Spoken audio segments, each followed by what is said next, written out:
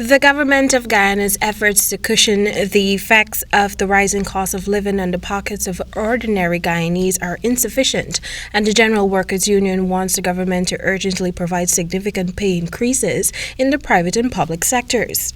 On Friday, members of the General Workers' Union staged a peaceful protest outside of the Parliament building, outlining actions the government can take to improve the livelihoods of all working Guyanese during the current cost of living catastrophe.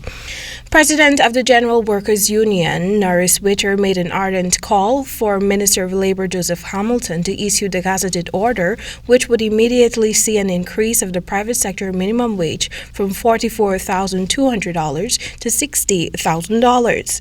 According to Witter, a tripartite committee comprising trade unions, members of the private sector, and representatives from the Ministry of Labour had reached a consensus for the new minimum wage of $60,000 in 2019. However, the disruptions caused by the pandemic in 2020 led to the delayed implementation of the new wage.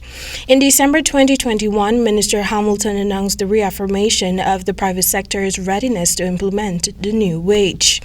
However, since then, some persons employed in the private sector have not been able to benefit from the new minimum wage, since according to Minister Hamilton, a recommendation on the increase is being considered at the level of cabinet and has not yet been approved. But the union has been reliably informed that cabinet has done its due diligence, Witter claims. We have been informed, we have been advised that the recommendation was taken to cabinet.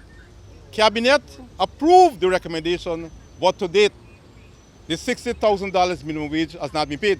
Witter further divulged that $60,000 still would not be enough to guarantee a decent standard of living in this present era. Is that the minister must sign the order to bring in force the $60,000 minimum wage now, right? And simultaneously open negotiations for a new minimum wage. A livable minimum wage for all Guyanese should be no less than $117,000, Witter asserted. The likes of police officers and other military personnel as well as nurses should also benefit from better salaries. When one considers what these officers